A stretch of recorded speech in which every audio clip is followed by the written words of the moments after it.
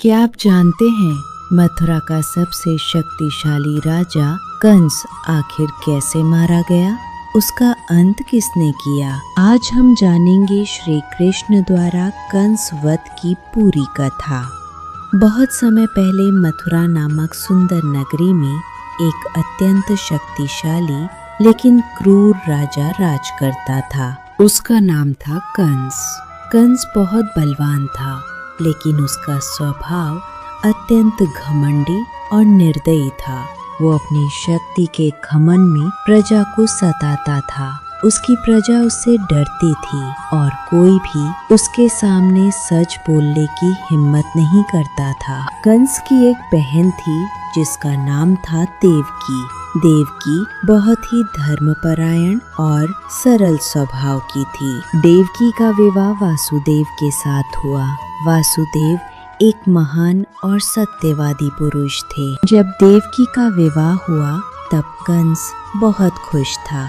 वो अपनी बहन से बहुत प्रेम करता था, इसलिए वो स्वयं रथ चलाकर देवकी और वासुदेव। लेकिन तभी अचानक आकाश से एक दिव्य आवाज गूंज उठी।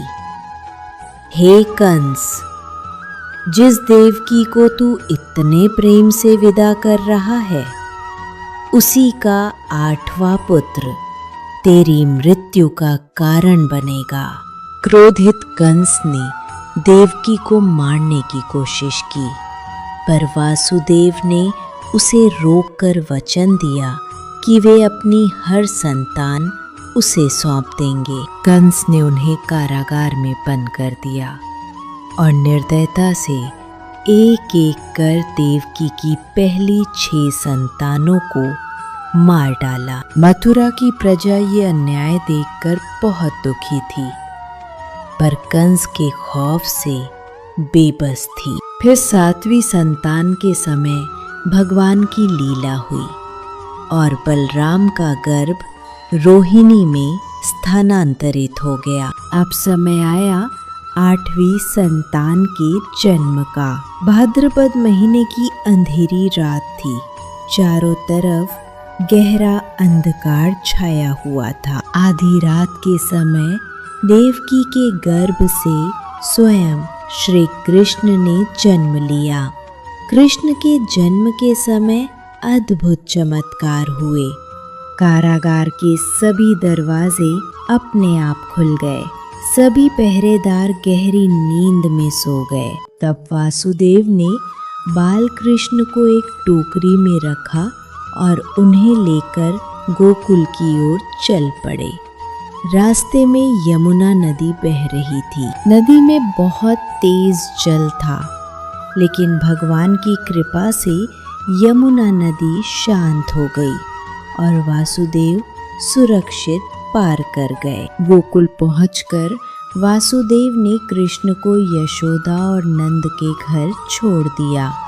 वहां जन्मी एक कन्या को लेकर वे वापस मथुरा लौट आए। जब कंस को ये पता चला कि देवकी की 8वीं संतान जन्म ले चुकी है, तो वो तुरंत कारागार में पहुंचा। उसने उस कन्या को पटकने की कोशिश की, लेकिन वो कन्या अचानक आकाश में प्रकट हो गई और बोली, हे कंस, तुझे मारने वाला जन्म ले चुका है और सुरक्षित है।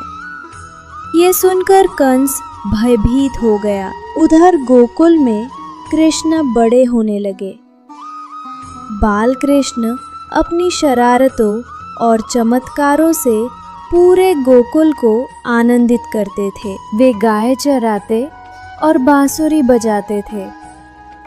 कंस ने कई राक्षसों को भेजा, लेकिन कृष्ण ने सबका अंत कर दिया। मथुरा पहुंचकर कृष्ण ने कंस के बलवान पहलवानों को कुश्ती में हरा दिया। ये देखकर कंस क्रोध से भर गया। तब कृष्ण ने कंस के अत्याचार का अंत किया। इस कथा से हमें सीख मिलती है कि अंत में सत्य और धर्म की ही जीत होती है। अगर आपको ये कथा पसंद आई हो तो वीडियो को लाइक और चैनल को सब्सक्राइब ज़रूर करें।